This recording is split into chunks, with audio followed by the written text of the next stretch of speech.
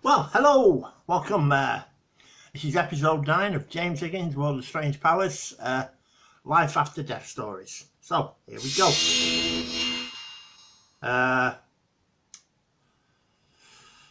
Right, 11 people who came back to life reveal what they saw on the other side. So let's get to it. This is episode 9 of James Higgins' World of Strange Powers, Life After Death Stories. So, here we go. Just 1 second. Right, just 1 second, and we'll get to it. Here we go. Can people really see things when they're dead?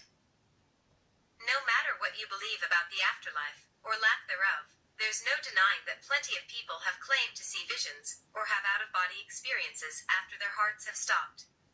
Skeptics might brush those off, but researchers have found that most near-death experiences tend to have common themes: feelings of leaving or returning to their bodies, a sense of peace, bright lights, and encounters with spirits or people.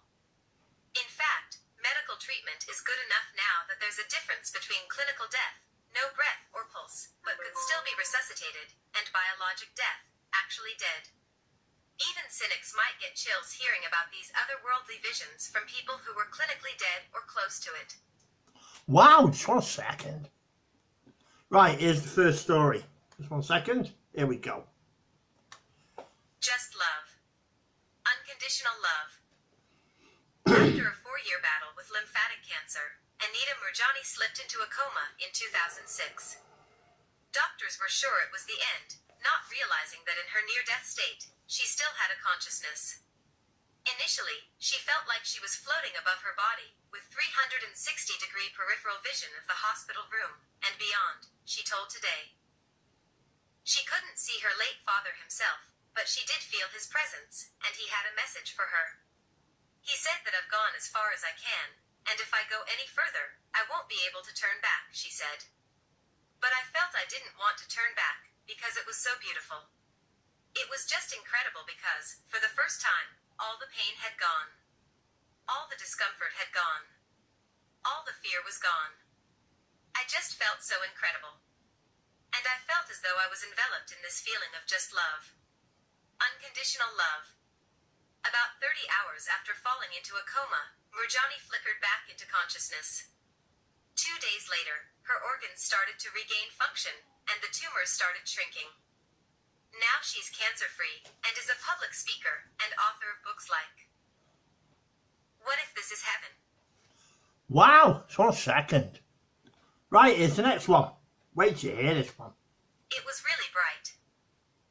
Annabelle Beam had been diagnosed with 2 chronic, life-threatening digestive disorders at age 4. By age 8, she was ready to give up until something unexplainable happened. She was sitting on a tree branch 30 feet in the air when it cracked. She fell all the way down, and into a hollow at the base of the tree, where she was trapped for 6 hours. She said she died and went to heaven. It was really bright, and I sat on Jesus' lap, and he told me, whenever the firefighters get you out, there will be nothing wrong with you, Beam told Today. And I asked him if I could stay, and he said, no, I have plans you need to fulfill on earth that you cannot fulfill in heaven. When she woke up, her illness had healed. Her mom wrote the book Miracles from Heaven, which was later turned into a film. Wow, just 1 second. Right, here's the next story. Here we go. I felt my soul or something come right out of my body. When Ernest Hemingway was serving the American Red Cross in Italy during World War I, he was badly injured by a mortar bomb. He apparently died for a moment, but per Hemingway style, he doesn't make it sound too flowery. I felt my soul or something coming right out of my body, like you'd pull a silk handkerchief out of a pocket by one corner, he told a friend. It flew around and then came back and went in again, and I wasn't dead anymore. Find out more about what a near-death experience really feels like. Wow, hey, wow, 1 second. All right, just 1 second. Let's get to this story now. Time wrapped in on itself. The Near-Death Experience Research Foundation, NDERF, collects stories from people who have seen the other side. One 4-year-old girl was in the hospital with a high-grade fever that had caused hallucinations, vomiting, and fever when she felt her toes reach the foot of the bed. She opened her eyes to see herself lying on a gurney before her non-body started to rise up, out of the building. I began browsing through time, she writes. I later detailed things that occurred before I could even talk. As I kept ascending, I felt at peace. There were no questions or unknowns. Time wrapped in on itself. There was no past, present, or future as we see it here. Everything happened now and all at one time. I felt no fears or worries. I began drifting towards a beautiful light, and I wanted to touch it. Suddenly there was a pop. It felt like I was attached to a cord when someone grabbed it and jerked me down. Check out these other stories of the most miraculous medical recoveries. Wow! Bloody hell, eh? 1 second. Just 1 second. I had the vision of seeing a white light. When actress Jane Seymour was shooting the 1988 film, Onassis, she went into anaphylactic shock when her bronchitis antibiotics were injected into a vein instead of a muscle. I had the vision of seeing a white light, and looking down, and seeing myself in this bedroom, with a nurse frantically trying to save my life, and jabbing injections in me, and I'm calmly watching this whole thing, she told the Omaha World Herald in 2016. She later added to HuffPost how the experience had changed her. I remember looking down at this body that was mine, realizing I wasn't in it, and I totally grasped the concept that your body is really a vehicle, she said. You need to service it like a car. Wow! Hey, wow! Unbelievable, isn't it? Right, here's the next story. Wow!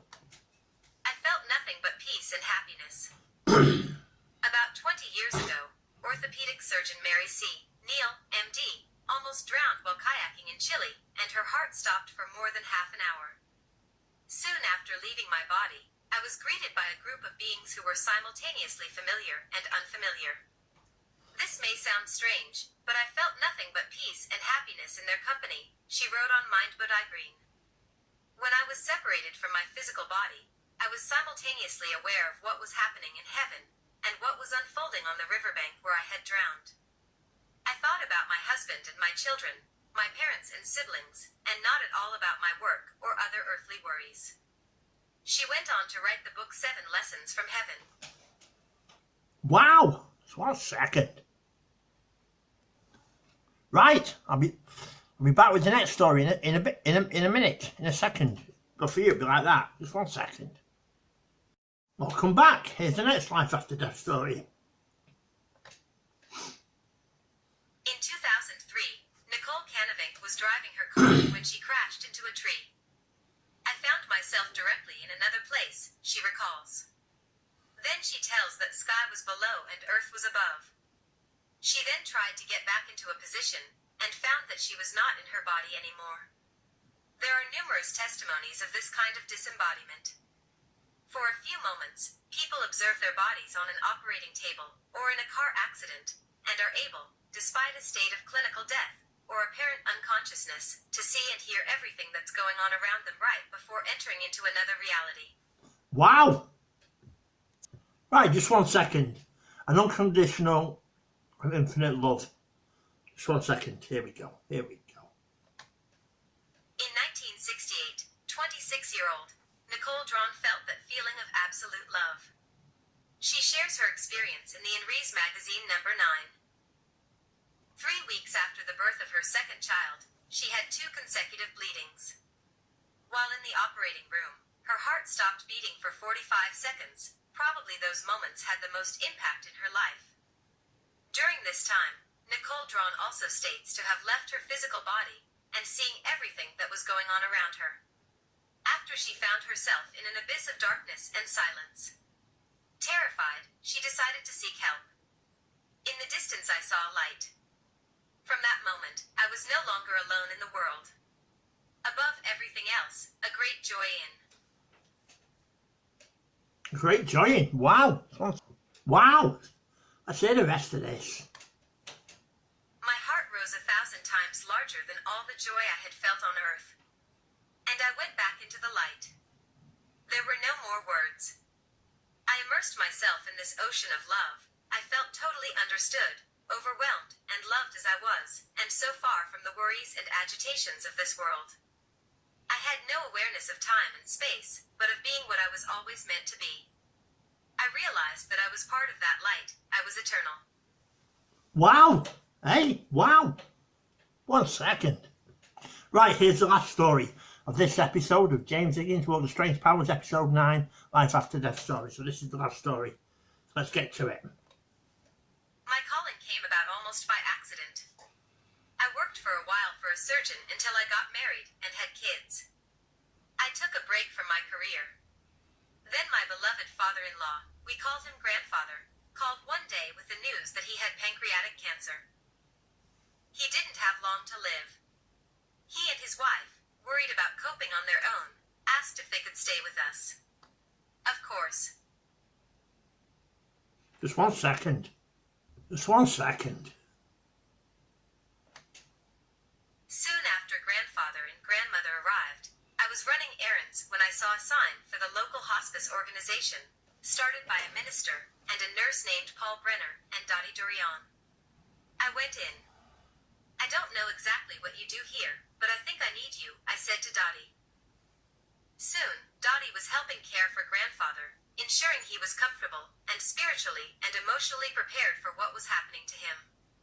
After he died, Dottie took me aside. Just 1 second. Here we go. Just 1 second. You're a born hospice nurse, she said. I watched you caring for your father-in-law. You don't seem to have that fear of death some people have. We'd love to have you as a volunteer. I wasn't sure what to say. True, I was comfortable caring for people at the end of their lives. I'd done it for my dad and for a neighbor named Mary Ann. But they were people I knew. Dottie was telling me I had a gift. Finally, I agreed to volunteer. I had the time now that the oldest of my sons was at college, and my husband was traveling less for work. Wow, just 1 second. Here we go. Just 1 second. At once I knew I'd found my calling. Not just because it felt good working again. Not even because I took to helping people in their last days. I knew hospice was my calling because almost from the day I started, I met people who showed me just how thoroughly I had misunderstood death. I came to understand the joy God has prepared for his children. Consider one of my patients, Frank, a 68-year-old father dying of lung disease. One day Frank said to me matter-of-factly, "John is here with me now. Can you see him? He's by the chair." He meant his son, John, who'd been killed years before in Vietnam. Startled, I said I couldn't see John. "What does he look like?" I asked. 1 second. 1 second. Right. "He looks wonderful in his uniform," he said. "He says it's time for me to go." A few nights later, Frank died in his sleep. Then there was Hank who, the day before he died, told me he just had a visit from his son Sean. Sean was in prison and couldn't have visited Hank in body. But Hank was adamant. "I needed to tell him I forgave him and loved him," Hank said with perfect lucidity. I began to see a pattern in my work. The closer my patients came to dying, the more their eyes and spirits seemed to open to a reality I only glimpsed dimly.